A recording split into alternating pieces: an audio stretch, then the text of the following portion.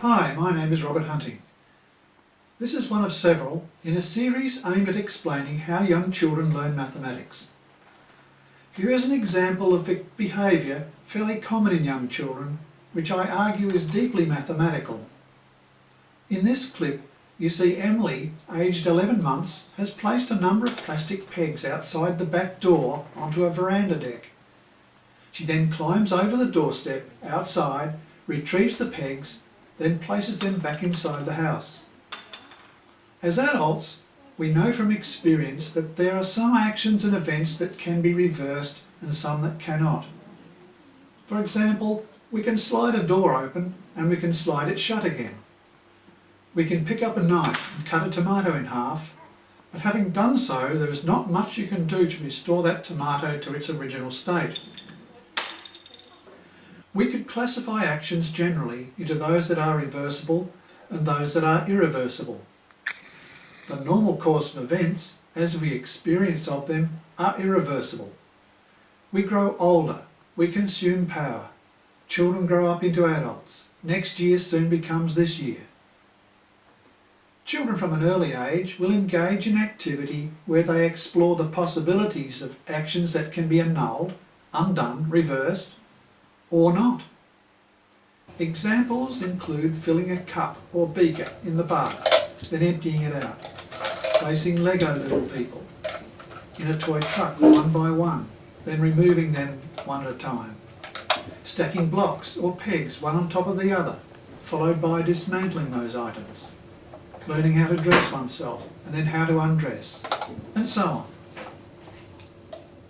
Returning things back to their original state is not always possible.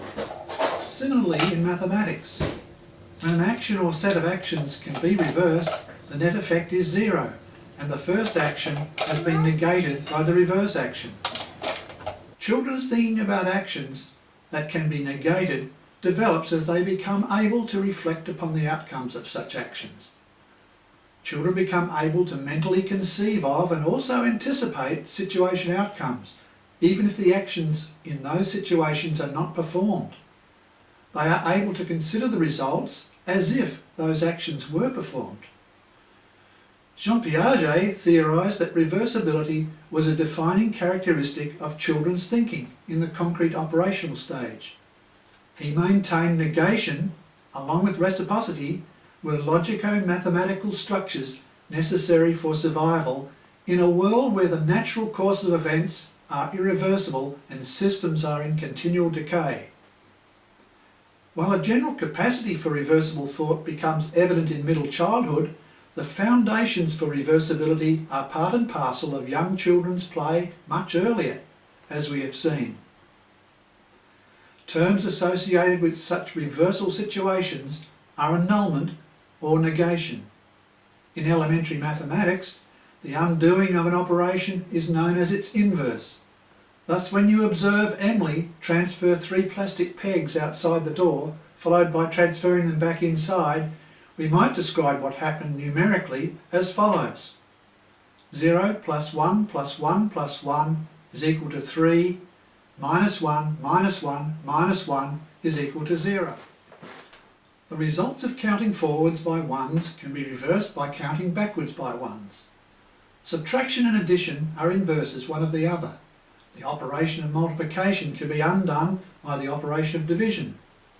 In algebraic reasoning, a key idea is maintaining equilibrium or equality between the left and right sides of an equation. Negation is a core principle.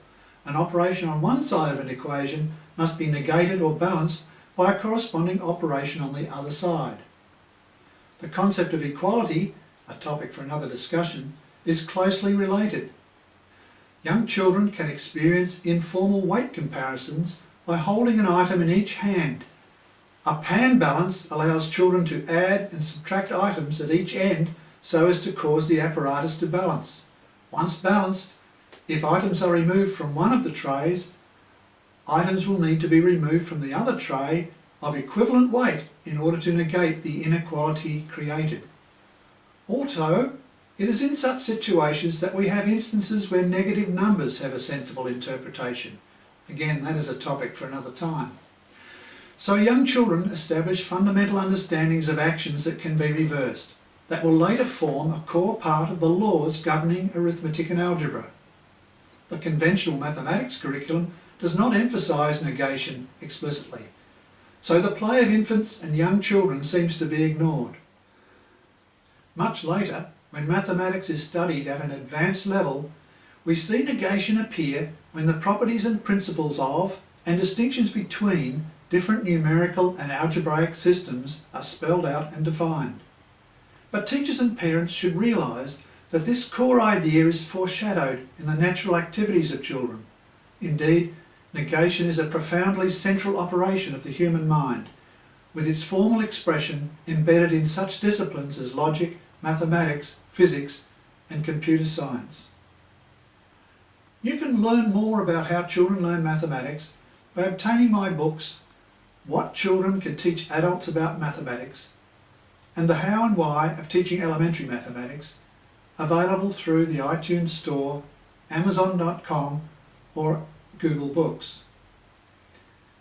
Visit my website at www.palm-ed.com or my Facebook page at www.facebook.com/Hello Palm.